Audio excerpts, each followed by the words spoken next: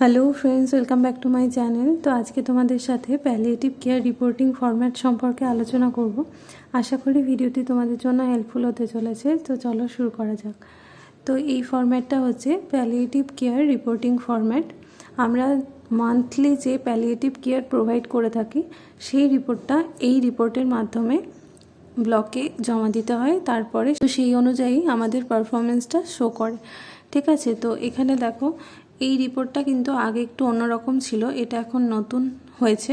তো এখানে দেখো লেখা আছে তো monthly performance report of the SWC. তো প্রত্যেক মান্থে আমরা যেই পারফর্মটা করছি, প্যালিয়েটিভ কেয়ার যে দিচ্ছি, সেই রিপোর্টটা এই ফরম্যাটের মাধ্যমে আমাদেরকে ব্লক এন্ডে সাবমিট করতে হয়। সেটা আবার ডিস্ট্রিক্ট এন্ডে যায়। আর এখান থেকেই যেটা রিপোর্ট আমরা করছি এখানে, সেইটাই কিন্তু আমরা এসকেএমআইএসে পুট করব। ঠিক আছে, তো এখন এবিএসডব্লিউসিতেও প্যালিয়েটিভ কেয়ার রিপোর্ট পুট করতে হয় তো মান্থলি রিপোর্টে। তো এসকেএমআইএস আর প্যালিয়েটিভ আর এই রিপোর্টটা কিন্তু সেম হবে। তো এখানে দেখো লেখা আছে নেম অফ দ্য এসডব্লিউসি। তো তোমার সাব সেন্টারের নেমটা এখানে বসবে। তারপরে ফর দ্য মান্থ অফ, এবার যেই মান্থের তুমি রিপোর্ট পুট করছো সেই মান্থটা এখানে বসবে। তো তারপরে বিতে দেখো কমিউনিটি অ্যাক্টিভিটিস আছে আর ডান দিকে পারফরমেন্স আছে। তো 1 নম্বরে total clients screen for palliative care at SSK. তো এখানে প্যালিয়েটিভ কেয়ারের জন্য যাদেরকে তোমার সাব সেন্টারের আন্ডারে স্ক্রিনিং করছো সেই সংখ্যাটা এখানে বসবে। আর 2 নম্বর ঘরে total patient provided with home based palliative care. এবার যাদেরকে তুমি হোম বেসড প্যালিয়েটিভ কেয়ার দিচ্ছ সেই সংখ্যাটা এখানে বসবে।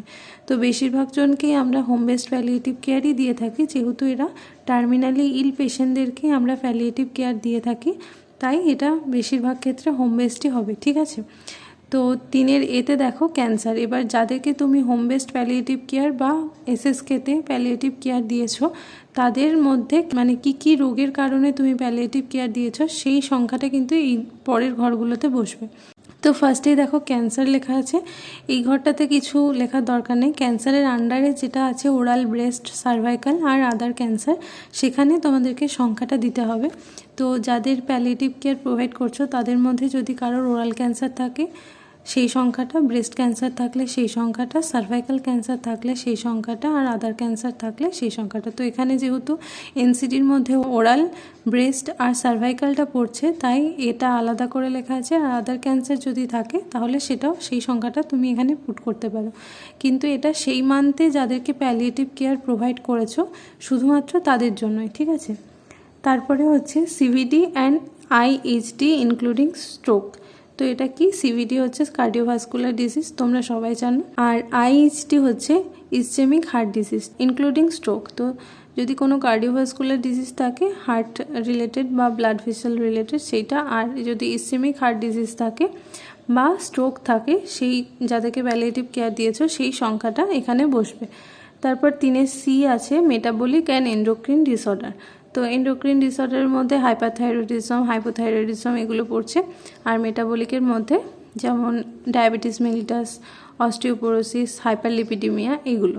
তো এইগুলো যদি কারোর থাকে তাহলে হচ্ছে এখানে বসবে।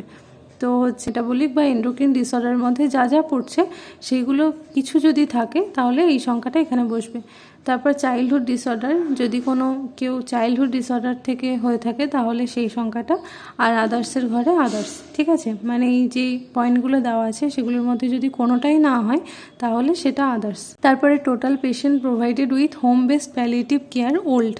এবার আগে একটা আছে total patient provided with home based palliative care, আর এখানে দেখো ওল্ড লেখা আছে। তো ওল্ড বলতে বোঝাচ্ছে যে আগের মান্থে বা তারও আগের মান্থে যদি কাউকে তুমি প্যালিয়েটিভ কেয়ার দিয়ে থাকো, আর এই মান্থে যদি তাদেরকে তুমি ফলো আপ করে থাকো, তো কতজনকে তুমি ফলো আপ করেছো সেই সংখ্যাটা কিন্তু এখানে বসবে।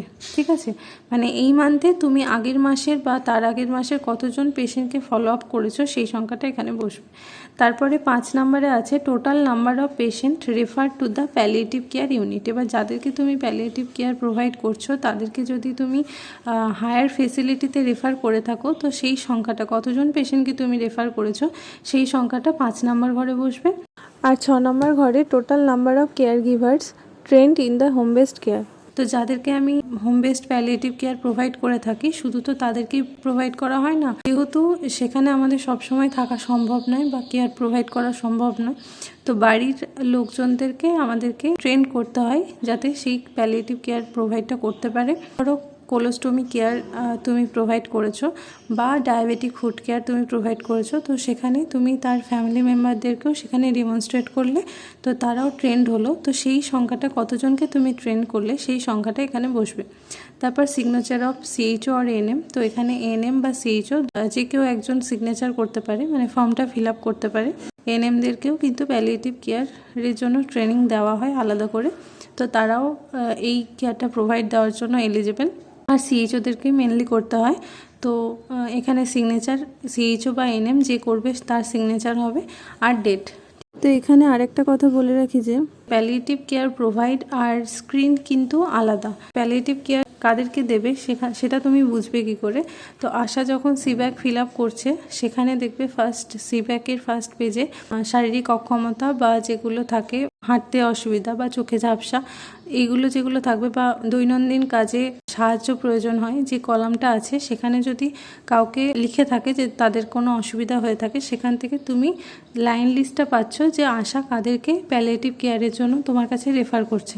তো তারপরে তাদেরকে কিন্তু তোমাকে প্যালিয়েটিভ স্ক্রিনিং করতে হবে, যার জন্য প্যালিয়েটিভ টুল কিটটা ফিল আপ করতে হয়। তো স্ক্রিনিং করে প্যালিয়েটিভ টুল কিট ফিল আপ করতে হয়, সেখানে যদি সেই স্ক্রিনিং স্কোর 4 বা 4-এর বেশি হয় তবে কিন্তু সে প্যালিয়েটিভ কেয়ার পাওয়ার জন্য এলিজিবল।